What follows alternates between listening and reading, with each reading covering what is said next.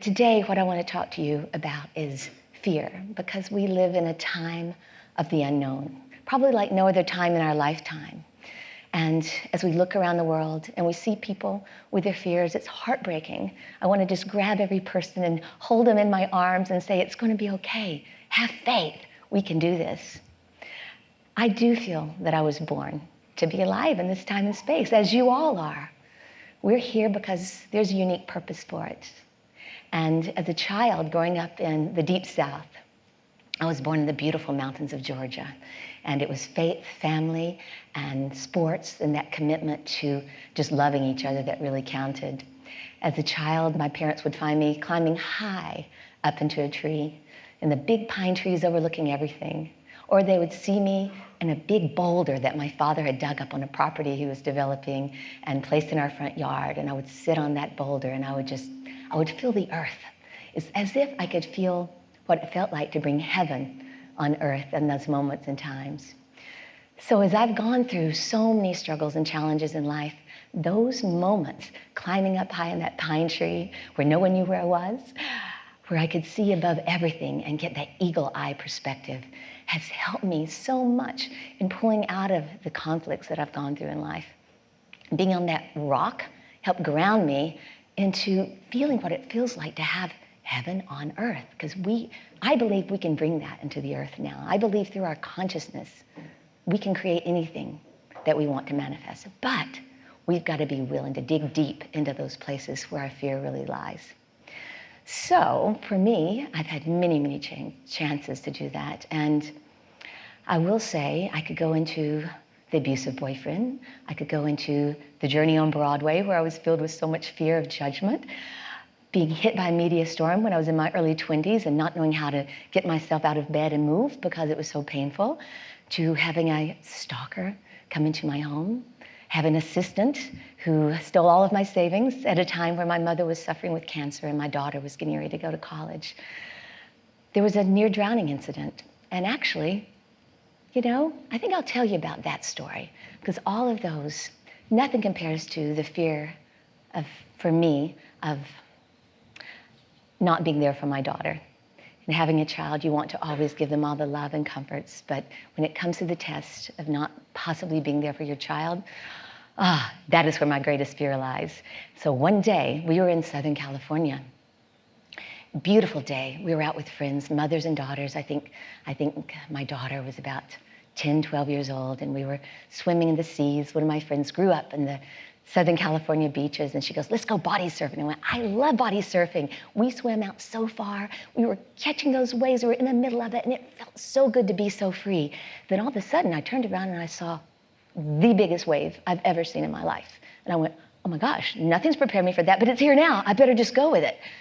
And I went with it. And that moment, the wave took me, it toppled me all across the sea, down to the bottom of the ocean, lost my breath, didn't even know how to come up. And I was fighting and struggling so much. And I came up and I went, oh my God, did that just happen? And I looked across the way and I saw another young man. And I said, you're okay. We survived it. Thank you, God. Everything I learned from being a lifeguard went right out the window. I didn't know how to relax. I just wanted to fight my way through it. As soon as I had that thought, here came the second wave. Now that second wave was even stronger than the first wave. And I was going over and over and over in the undercurrent. It was so, so, so strong. And going, God, please remind me, which way do I swim? Which way do I go? How do I go? Tell me, I don't know which way to go, which way to go. And I was again digging in and trying to control everything around me. And just before I took my last breath, there I was up again and went, we survived it. Thank you, God. The third wave came, and I went, I'm surrendering. If this is my time, take me now. If this is my time, I've got to let it go, but I'm going to surrender and let go of me, and I'm going to be here in this moment with this. And I let the wave carry me.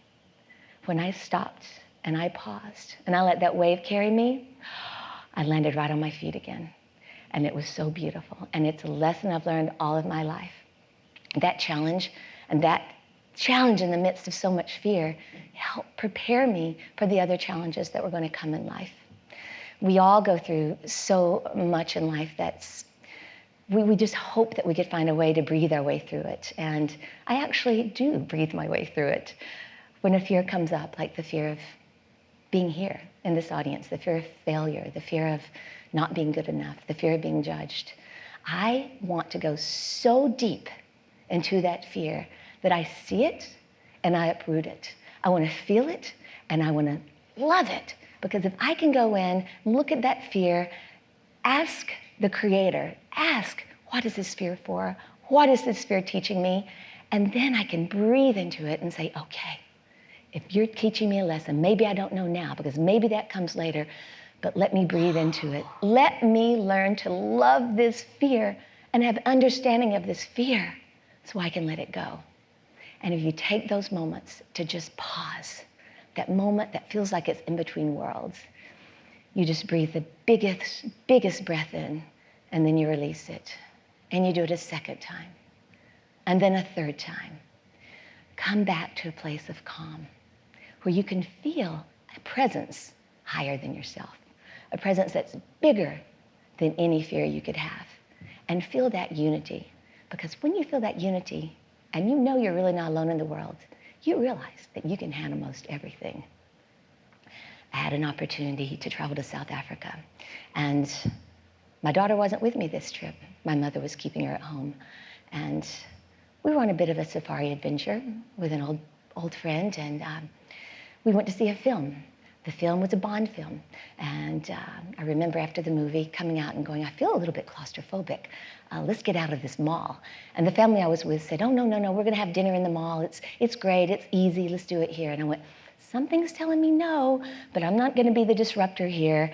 I'm just gonna go throw water on my face and see if it, I get rid of this feeling. I did that, and I walked back to the table, and I started feeling more and more intense. And I know it was my intuition. That's how the universe, God, however you want to call that divine presence, speaks to you, is through your intuition. And I walked back to the table, and I said to my friend, I said, something's not right. I don't know what it is, but something's off. And within a moment, I heard, everybody get down. There was a pause. I thought I was watching a movie. I'm in a restaurant in a mall in South Africa, in Cape Town, and there was 3 men surrounding us, holding guns, holding us all up at gunpoint. And for a moment I went, this isn't real. This is just an illusion. And then I realized, well, I'm living in this illusion right now, so I better get down.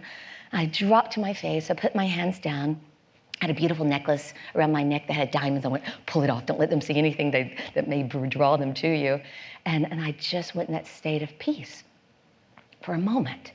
And then I looked up and I saw my purse. I went, oh, my purse has my passport, my driver's license, my money, everything. Maybe I'll just go and get the purse.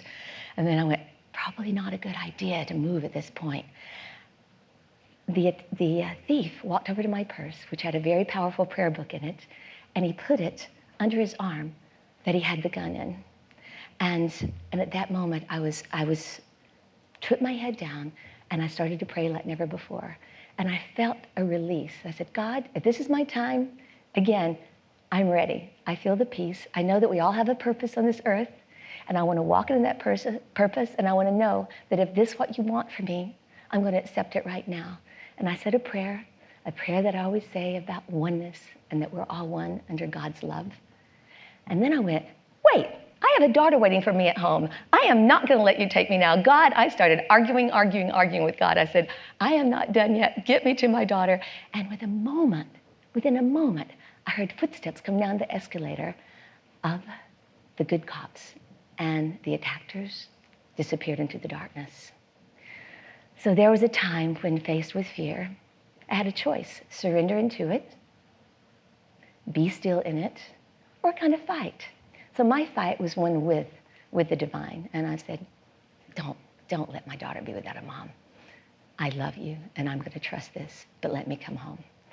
I came home, and truly what I learned from that is how to be the woman I am now, that appreciates every moment of joy. I appreciate every moment that is given to us, and I've learned not to apologize for my joy. We see so much suffering in the world, and it's a time of great unknowns, but we have to be able to walk into the world with a joy, because that joy that comes from overcoming your fears, digging into them, and going deep to figure out what brings those fears, and stepping into a joy and a peace that can take you to a whole nother place. So I've stopped apologizing for joy. I believe the more that we all can find that place inside where we have peace, we have joy, then that energy is going to elevate to the rest of the world. Because we all have opportunities. We have opportunities every day to grow and to expand. That's why we're here. If we weren't meant to learn and grow, why are we here? We're here to learn. We're here to expand. We're here to help. We're here to, I believe, help raise the vibration and an energy of a place that really needs our love and needs our support more than any time we could ever need it.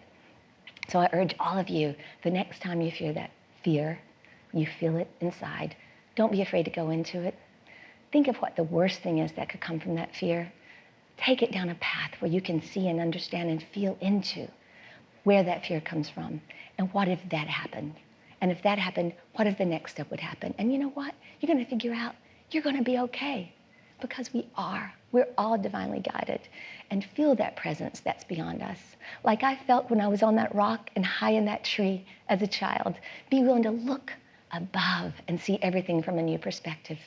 Feel yourself grounded in this earth, but know that we're so much bigger than anything else that is of this earth. So I urge you, love yourself more, spread that love more. If you see someone in fear, embrace them with warmth. Give them your heart and your soul, because my heart to your heart, one heart to another, is how we're going to change the world. One person at a time, one heart at a time.